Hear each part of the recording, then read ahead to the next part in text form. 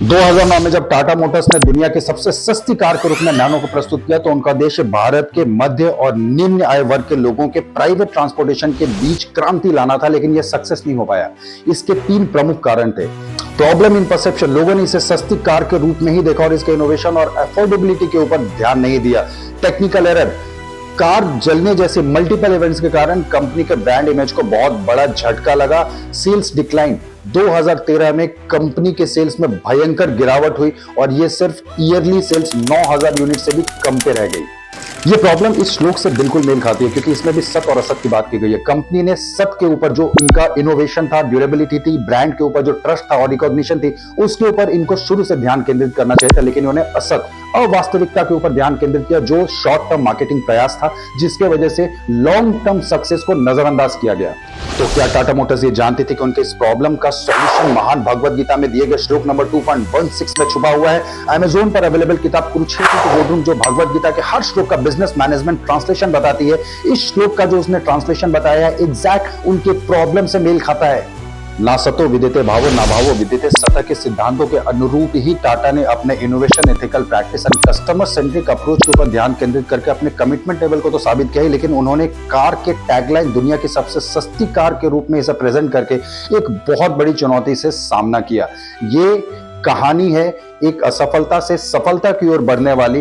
क्या वो लर्निंग्स थे बिजनेस मैनेजमेंट के जिसे इंप्लीमेंट किया टाटा ने, और आज टाटा मोटर्स हम सब जानते हैं किस लेवल पे है।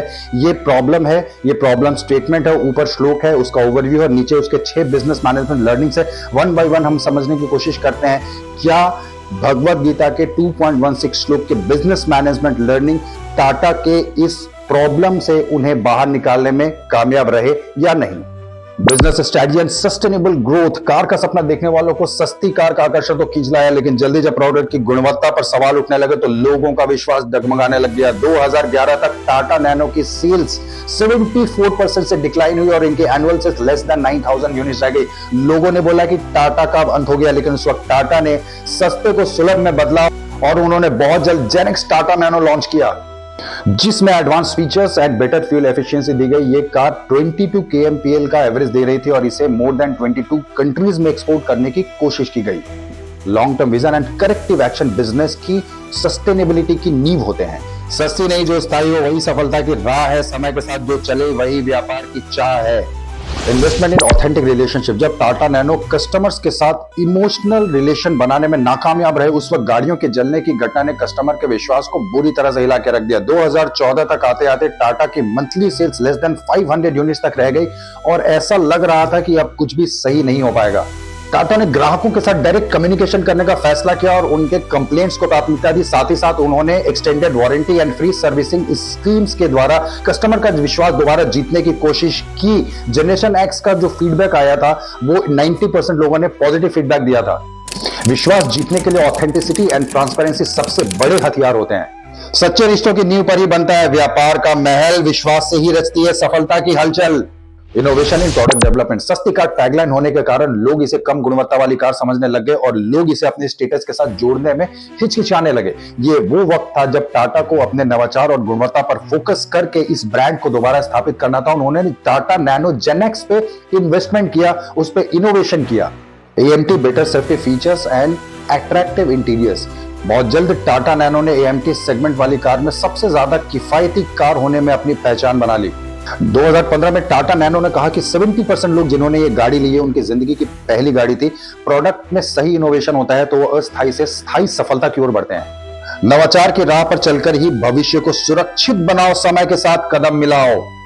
CSR corporate social responsibility. Rural India में नैनो कार खरीदना सिर्फ कार खरीदना नहीं बल्कि आत्मनिर्भरता की एक नई राह थी, लेकिन इसकी समस्याओं ने इसे वहां पहुंचने से पहले ही रोक दिया।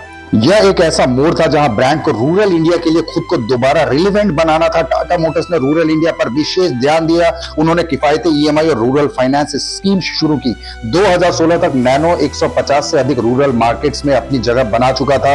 रूरल मार्केट्स में नैनो की बिक्री 20% तक बढ़ी। सच्ची जिम्मेदारी तभी निभाई जाती है जब समाज की जरूरतों को आप समझते हैं। समाज की सेवा से ही व्यापार का विकास होता है। मानवता की राह चलने से ही सच्चा लाभ होता है। Leadership decision making. जब आलोचनाओं और सेल्स डिप से सामना हुआ तो हमेशा की तरह लोगों ने यह ज्ञान दिया कि नैनो को अब बंद कर देना चाहिए। भाई ये गाड़ी तो चलने वाली नहीं है, लेकिन एक सच्चा नेता हर चुनौती में अवसर को ढूंढ ही लेता है। टाटा ने इस संकट को एक नई शुरुआत में बदलने का फैसला किया। टाटा ने नैनो को बंद करने की बजाय इसे बेहतर बनाने और पुनः ब्रांडिंग पर ध्यान दिया। दुनिया की सस्ती कार के टैग को हर भारतीय की पहली कार में बदल दिया। इस दृष्टिकोण ने तियागो और नेक्सॉन जैसे मॉडलों की सफलता की नींव रखी, जो 2018 तक टाटा की कुल बिक्री का 60% हिस्सा बने। संकट में सही निर्णय ही नेतृत्व की असली पहचान होती है। संकटों में जो सही रास्ता चुनता है वही असली नेता बनता है। निर्णय वही सही होता है जो भविष्य को संवारता है। Corporate culture and ethical practices. किसी भी ब्रांड की छवि उसके एथिक्स पर छिपी होती है। टाटा मोटर्स को आलोचनाओं का सामना तो करना पड़ा, लेकिन उन्होंने बड़ी हाई ट्रांसपेरेंसी के साथ हर चुनौती को स्वीकारा। टाटा ने कंज्यूमर्स को सुधार की प्रक्रिया में शामिल किया। उन्होंने सार्वजनिक रूप से अपनी गलतियों को स्वीकार किया।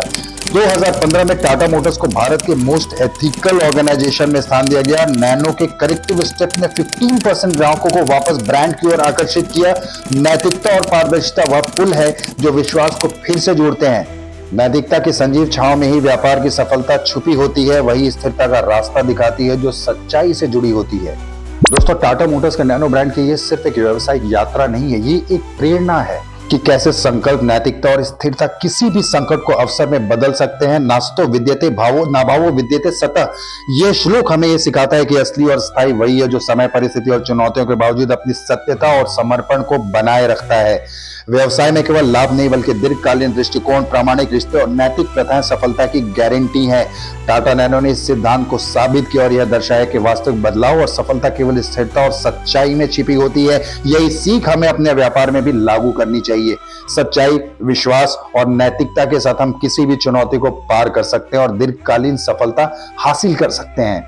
व्यवसाय में सफलता वही है जो समाज, ग्राहक और संगठन के लिए दीर्घकालीन लाभ प्रदान करती है। कि कैसे संकल्प, नैतिकता और स्थिरता किसी भी संकट को अवसर में बदल सकते हैं। नास्तो विद्यते भावो नाभावो विद्यते सतः। यह श्लोक हमें यह सिखाता है कि असली और स्थायी वही है जो समय, परिस्थिति और चुनौतियों के बावजूद अपनी सत्यता और समर्पण को बनाए रखता है।